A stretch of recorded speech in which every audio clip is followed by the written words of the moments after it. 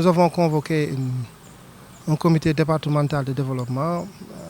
qui consacre la préparation de l'ouverture des classes, la rentrée scolaire 2023-2024. Pour la plupart des réponses ont été apportées, mais pour certains, il y a encore des déficits et des manquements constatés qui nécessitent une meilleure prise en charge. Des questions liées au déficit en table-banc, déficit en bloc sanitaire, déficit en manuel scolaire pédagogique et déficit aussi en absence de clôture et dégradation du mobilier et de certains matériels pédagogiques. Nous avons touché du doigt la question de la sécurisation de certains établissements, des vols de matériel qui ont été constatés, le déficit aussi en personnel enseignant. Nous avons aussi mis le doigt sur d'autres questions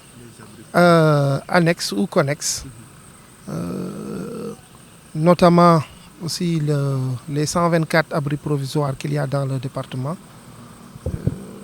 ainsi que la participation, la contribution fort appréciée des partenaires au développement tels que Contrepart et d'autres ONG ou partenaires du secteur de l'éducation. La deuxième phase du CDD a consisté à faire une projection sur l'année scolaire 2023-2024. Le constat, c'est que l'ouverture des classes se fera pendant la période de l'hivernage. Ce qu'il y a lieu de faire, c'est, après avoir identifié les établissements occupés par les eaux, les établissements où il y a lieu de faire du désherbage, il y a lieu aussi de faire une cartographie des interventions prioritaires sur l'étendue du territoire départemental pour voir qu'est-ce qu'il y a lieu de faire là dans un délai très court pour évacuer les eaux, désinfecter, nettoyer, désensabler, mettre les apprenants dans des conditions optimales pour débuter l'année scolaire. Dans ce cadre-là, nous demandons, nous invitons les collectivités territoriales à davantage s'impliquer dans la gestion des établissements scolaires pour accompagner l'État dans les dotations en fourniture, accompagner l'État dans la réhabilitation de certaines infrastructures. C'est tout un ensemble qui permettra à l'école d'être performante et qui nous permettra aussi de réussir une bonne rentrée scolaire. Donc j'invite les APE, j'invite les CGE, j'invite les ASC, les organisations communautaires de base, j'invite les collectivités territoriales ainsi que tout le personnel de l'administration à conjuguer leurs efforts pour que cette rentrée scolaire puisse être réussie, que le concept Ubbi Tay Jàng Tay puisse être une réalité dans le département de Dagana. Et dans cette même dynamique, nous comptons faire des visites de terrain pour voir de visu les goulots d'étranglement et pouvoir apporter les réponses spécifiques. Mais nous comptons aussi, au-delà de la rentrée scolaire, faire des évaluations à mi-parcours pour voir les problèmes qui persistent et apporter les réponses les plus opérationnelles.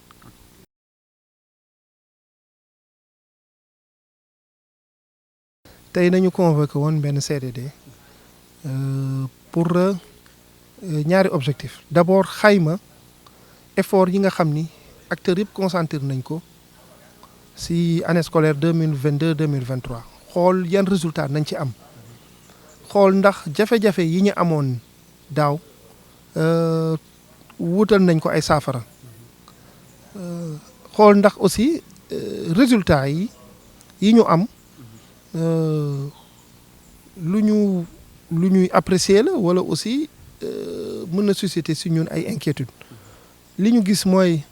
d'abord en termes de résultats Dagana am na un bon niveau de performance école bi comme ni ma tàmbee di ko wax école de la République la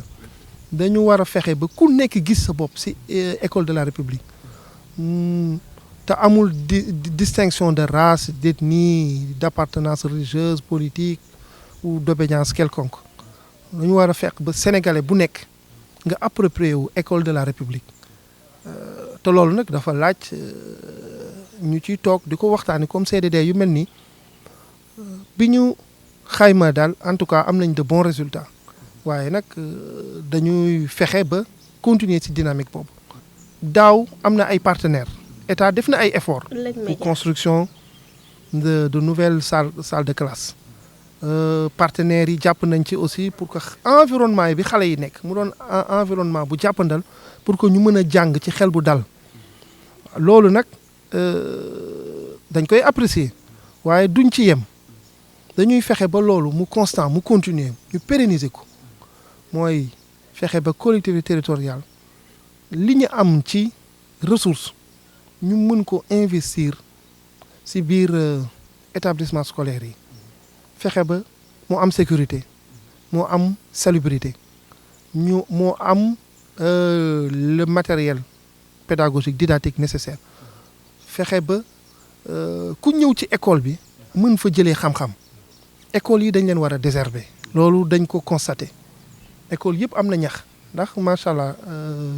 nawet bi baax na école yi aussi am nañ ndox boobu fees na ci école yi fees na ci salle de classe yi école yi am na ay coups de vent yu fi am yoo xam ne ñenn ñi seen toits yi yàqu nañ seen murs yi craquelé nañ ñenn ñi seen toits yi sax ngelaw lu yóbbu na ko. ouverture des classes yi jot na ba pare le 2 octobre la pour personnel enseignant le 5 pour xale yi donc war nañ baral dispositif yi ñuy teg mécanisme yi ñuy jël pour que service d'hygiène mën a am par exemple les produits nécessaires bu ASC yi mouvement de jeunes yi ak communauté bi nettoyer école bi defar ko ñoom ñu mën a désinfecter rapidement di sapeur pompier yi mën a pomper ndox yi wala ñu wuti camion suuf sëkk wala wut ay sac à terre loolu moom lañ doon waxtaanee may ñaax nag communauté bi yëpp nañ ñu jàppale ci liggéey bii nga xam ne sumb nañ ko école yi suñu école doom nañ te suñu doom yi am nañ njort bu rafet ni ñooy suñu avenir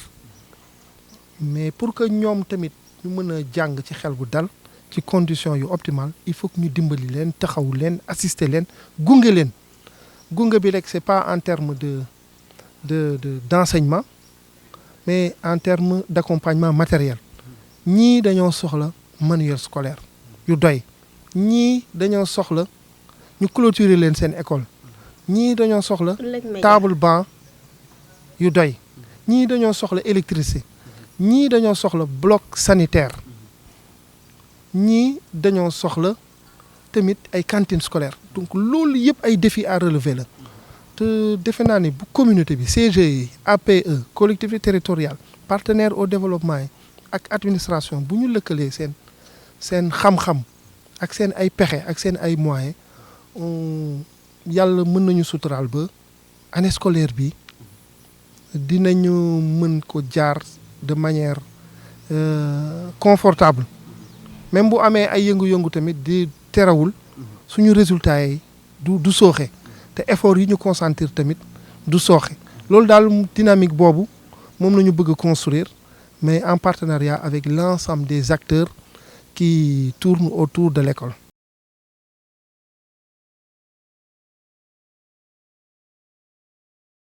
Audio Jungle.